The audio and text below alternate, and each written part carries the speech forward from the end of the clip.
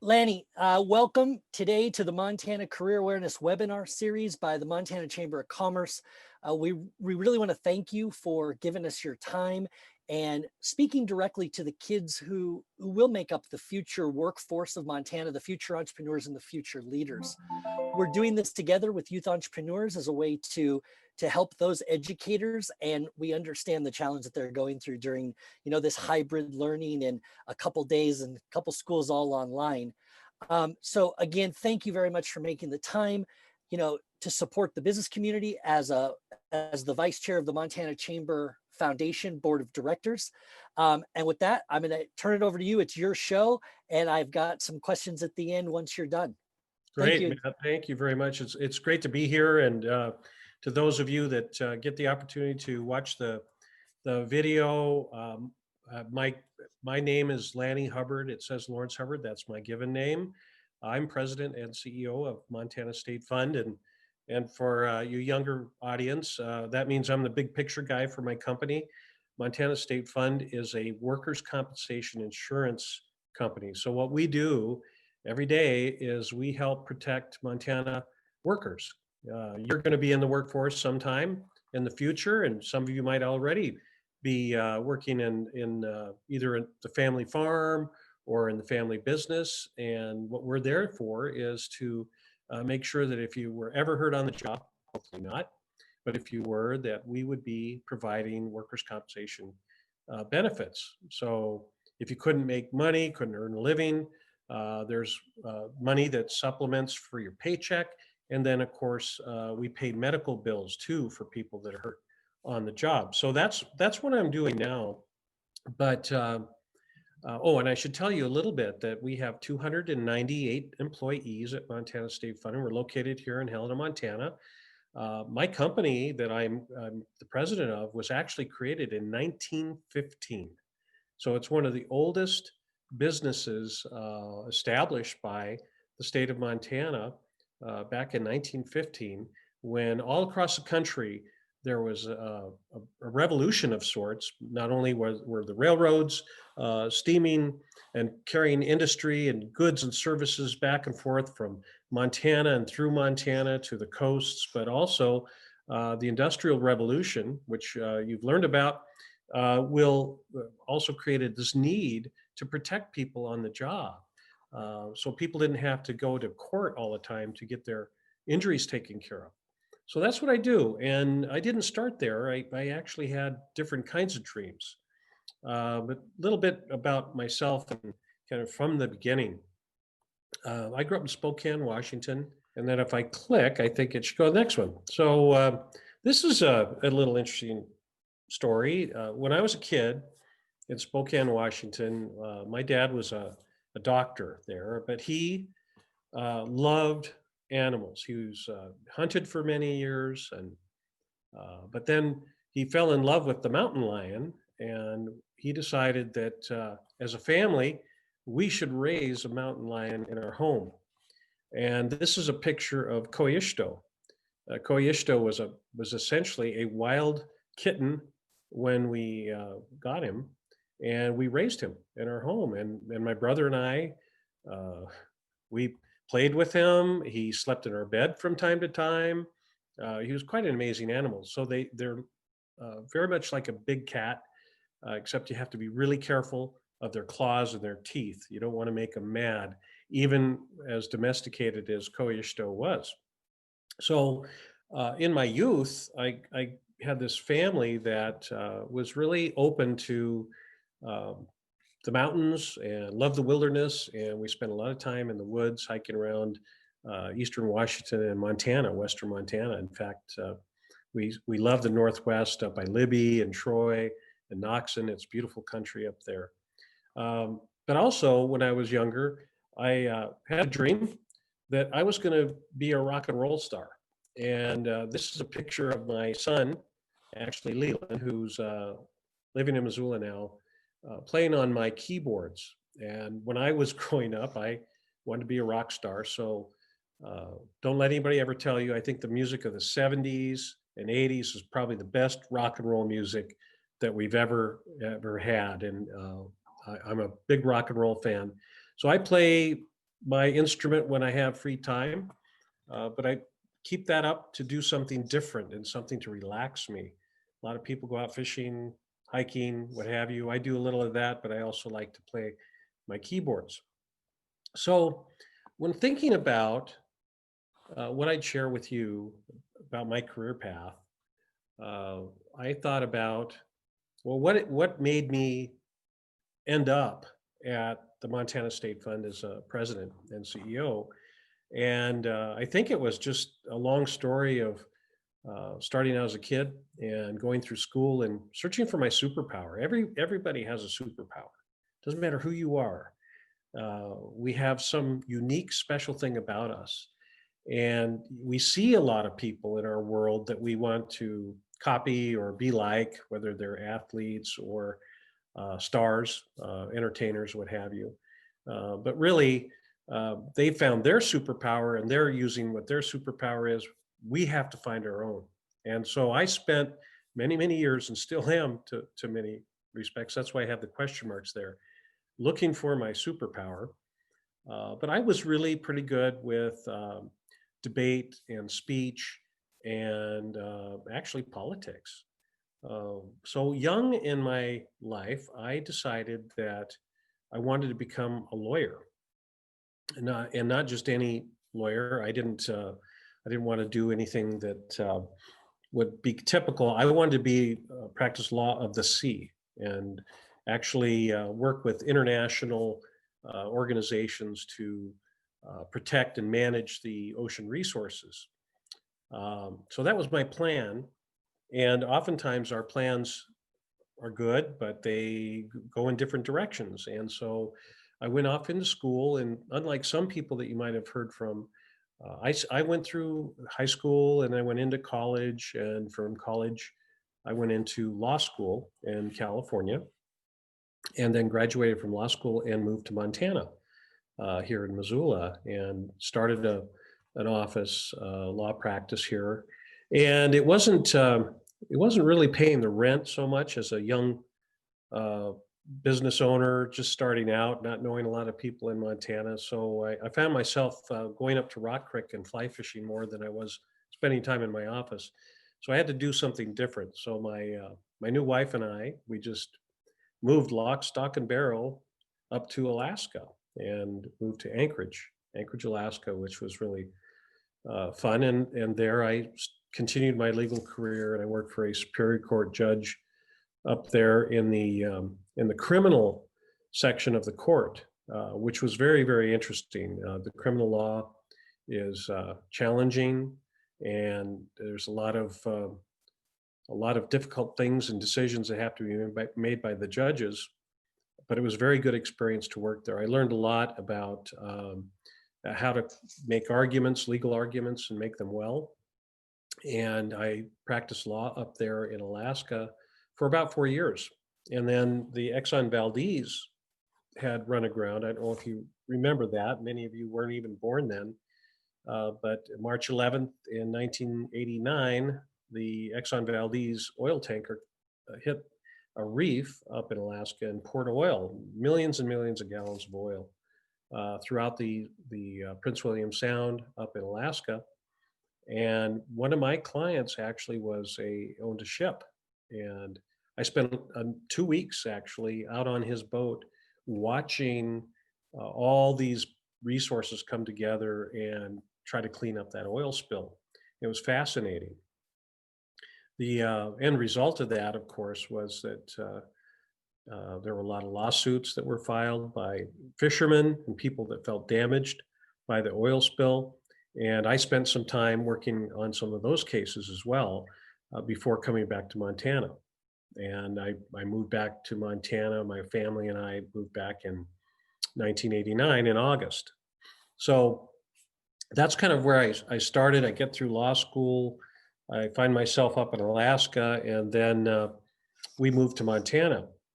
Well, remember, I said I was going to be law of the sea, a maritime lawyer. Well, they don't have many oceans right next to the borders of Montana, so I had to do something different. So I practiced law here in Montana, since 1989. I've been with Montana State Fund since 1989 as an attorney for many of those years. So part of the discovery of my path is I never thought that I would work for an insurance company. Never crossed my mind. In fact, as an attorney, as a lawyer, sometimes we think insurance companies are bad actors, and in many cases they can be. But this has been a really wonderful experience. I find that all companies are made up of people, and people make the organizations work well. They serve their customers like we do, and they try to do a good job every day.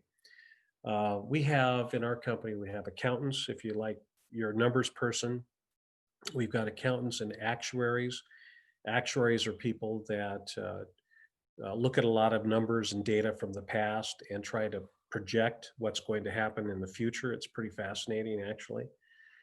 We have customer service representatives who help our policyholders, the customers, navigate through the insurance system, and we issue policies of insurance to new businesses that are starting up and other businesses. So we also help, we have claim examiners that help injured workers get recovered and back to work as soon as they can after they've been hurt.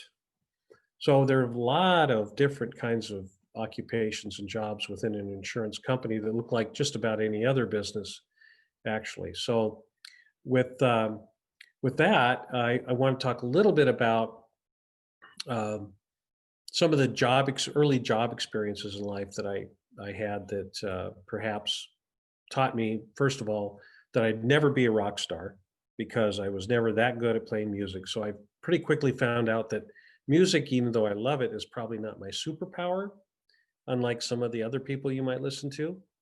And I didn't really have a real grasp of the sciences. It was a bit of a challenge for me. So I did much better in the English arts and writing, and political science is what most attorneys actually graduate from college with a degree in.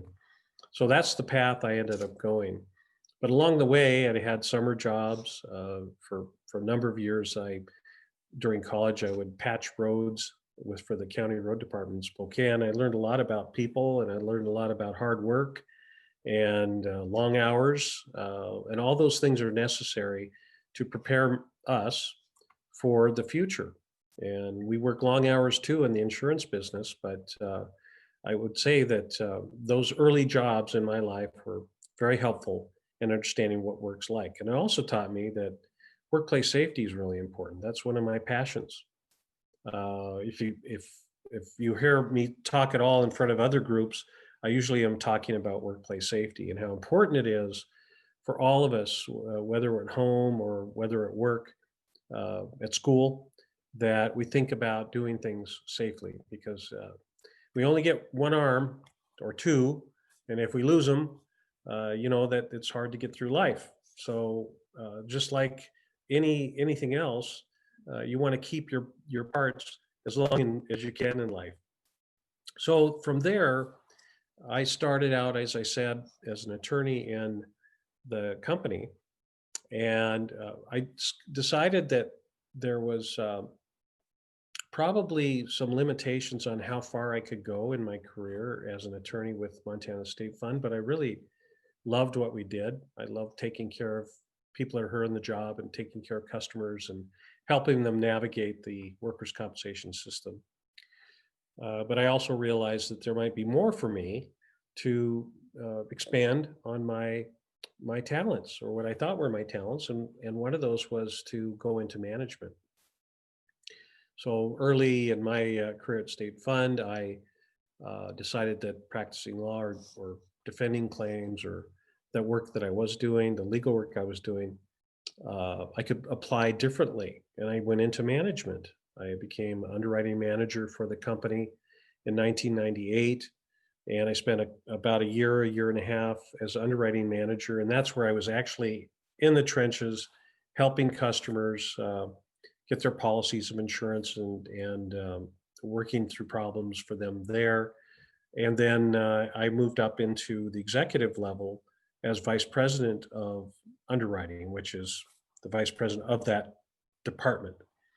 So I moved fairly quickly within the organization up into an executive level job. And I would have never have expected that. Again, I never thought I'd be working for an insurance company, but it's very exciting to do what we do, to provide benefits for people that are hurt on the job. Very rewarding experience. From there, I spent a couple of years as vice president of underwriting, and then we reorganized our entire company. And I won't go into details about that, but that during that reorganization process, we had several vice presidents, and then they were consolidated down into fewer presidents. I became the vice president of operations, and that meant I was responsible essentially for all the business operations of the company. So let me hit on a couple of points about that experience. The choice I had at the time was to stay working as a vice president and continuing on that career path, or it was to stretch my wings, challenge myself a little bit more. And when the vacancy came up for the president and CEO, I applied for the job. And that was actually a little scary because that was the top job, if you will, in the company. And I was competing against other people I was working with. I was competing against people that were from other parts of the country that wanted to be the CEO of a company. And fortunately, I got the job. So I've been CEO actually since 2003, almost, well, 16 years as president and CEO of Montana State Fund. And let me tell you just a little bit about where Montana State Fund has come from. Many years ago, when I first joined, the company was really broke. It was out of money. The state of Montana had a real problem on its hand. We had to do something to fix the system. And when I came on board, the company was recreated entirely by the Montana legislature. And we were told from now on, back then, operate like an insurance company and take care of your financial house and your company as if you're an insurance company, not a state government entity. And so we sought to rebuild our organization. And at the time, it had a $500 million liability, which meant that if we had to pay all our bills at once, we would be short $500 million. So that's a lot of money. And there was a big problem and a deep hole, if you will, that we had to dig out of. So we've spent the last 30 plus years rebuilding Montana State Fund into a more customer-focused organization, taking care of people as best we can, and also straightening up our financial house and making our company to where it is now. And we went from $500 million of liabilities to really now $500 million of assets above and beyond our liabilities. So that's really a good turnaround for the company. And I am just one small part of that. It took a lot of people, a lot of smart people. It took the legislature, people working together to improve the Montana State Fund and to bring it back from the brink of bankruptcy to actually a financially strong organization. So, I think that's probably about as short of a story I can make my career. And so I'd be happy to answer any questions if you have any. Thanks, Lanny. That was fantastic. I've got some questions. I know a lot more about you now, which is, one of the benefits of this. A pet mountain lion. Yes. Named Koishito. Koishito. Yeah. How do you know how to spell Koishito? Yes, Koishto. And the thing that's cool about Koishito is he is actually in 3 Walt Disney movies. Which ones? King of the Grizzlies and Run Cougar Run. And then the other one is Sita, the mountain lion. Wow. Yeah, it was pretty cool. He was a movie starring role? starring role. Yeah. Wow. Yeah. That If you, will be a homework question, kids. Write those down. Go back, hit 30 seconds back and write those down. That will be a homework question. That is awesome. yeah, it was fun. Okay, I have a few more questions. When you were watching the Exxon Valdez and the cleanup of that effort, I'm assuming that your client was a fisherman? My client actually operated ships. Okay. So he had a tugboat and a barge, and then a special ship that was designed with tanks in it for water and fuel. It was called an oil tender, Okay. and so he was using those ships and hauling around supplies and people and equipment all through the oil spill. Well, so so your client was working on the cleanup. On the cleanup itself. And it was really amazing, Matt, is people, they had so many people working on it that people literally were wiping rocks with towels on the beaches. This is thousands of miles of shoreline that had oil on it, and they just put people on there to steam clean. They had big steam cleaners and wiping the rocks, the oil off the rocks. It was just phenomenal. Wow. Yeah, that must have been something to see. I remember it. The kids on, like you said, the kids on here weren't born yet, but I remember 1989, and I remember that. Okay, Lenny, I'm going to keep going here. You mentioned jobs at the Montana State Fund, and you mentioned the variety of them. I wrote down accountants and actuaries, right? I think Yep. most insurance companies would have people forecasting and looking forward, right? Yep. You mentioned that customer service and account management, right? Which I think would probably also include sales, Yes. right? For you guys to get out there and get more clients, claim examiners. So if there was a student listening to this and they thought that insurance might be an interesting industry for them to get into, what would you recommend that they study through high school and then maybe right afterwards if they wanted to get into the workforce or go on to study further? Yeah, I think that's a tough question because it takes all kinds of backgrounds for people to join an organization, and I really think that the best kind of companies have people from different backgrounds, different locations, different races, different cultures. That makes the organization fun to work in and makes it interesting to work in.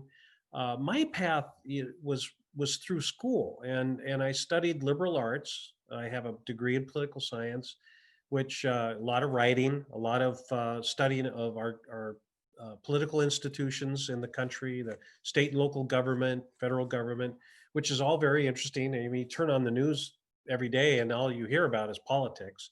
So I went that path. So I'd recommend that first of all, stay in school and go as far as you can if you can afford it and you have the support of your families. There are times it can get very discouraging and be frankly boring, but it's all worthwhile in the end. A lot of companies, particularly if you're going to be successful in the future, require higher and higher levels of postgraduate education. Now, that doesn't mean that a 2-year trade is not valuable. It is. In fact, we need more people that are, if their superpower is working with their hands, for example, and designing, like Tom Spica, who has Spica Engineering. Tom was wonderful with his hands. He started with metalwork and welding, and he's come up with this fabulous company that supplies these special attachments or elevation platforms to NASA, even for the space program. So it's kind of amazing where he ended up, and I love his story. My story is kind of like I stayed in school and I got this opportunity, and I'm doing something that I ended up loving for my entire career, and I'm pretty good at it. And I think anybody can find that. My superpower was being able to talk to people and relate to people, and make a workers' compensation pretty understandable. One of the things we did in last week's webinar was Jim Masker was texting me all the youth entrepreneurs' fundamental values as you're saying them, and right there, passion clicked in. Right, you found something that you loved that you didn't know you were going to fall in love with. Right. I think that's good. I think that's something to really remind the kids. And I'm going to end on this question, because it's something that every one of our leaders has a different way of approaching and answering. And that is, how do you recommend these kids choose a mentor? Well, I think the mentors I've had in life, I didn't always choose. They just happened. They happened because either I was working for them. One was when I said I was working for the county road department. One was my immediate supervisor. I mean, just a hardworking person that had such a strong ethic, a work ethic, and he knew how to treat people. He knew he could sense when someone is having an off day, but never made him feel small. And I think if you can get around someone that actually has an ability to help you with your superpower, finding your superpower, that you can trust and feel comfortable with, then that's the most important thing. Uh, I think we most times in life we don't necessarily choose our mentor. We just fall into relationships, that a good strong relationship like that. Now, if I were to choose a mentor, it would be on the same grounds. I would pick somebody that I felt really comfortable with, I could talk to, that wasn't intimidating to me, or that I could communicate effectively with. And then people that have had some experience and gone through some difficulties. I think we learn more from our failures than we do from our successes in life. And like in many things, and that's almost sounds trite, but I don't mean that. It is really important for people to appreciate when they do fail, that those are learning opportunities, and it just means it's part of the building blocks for more success in the future. Perfect. And YE, I've heard them say, fail forward, right? Yes. And I think that sums it up really good. Lanny, I want to say again, thank you so much for making the time for us. This was great. I'm going to pull a bunch of the nuggets of knowledge and wisdom out of here, and we'll make sure that we get this high up on all of the YE and the Montana CT educators' radar. Thank you, Matt. Appreciate the time today. Yeah, thanks, Lanny. See Okay. ya. Take care.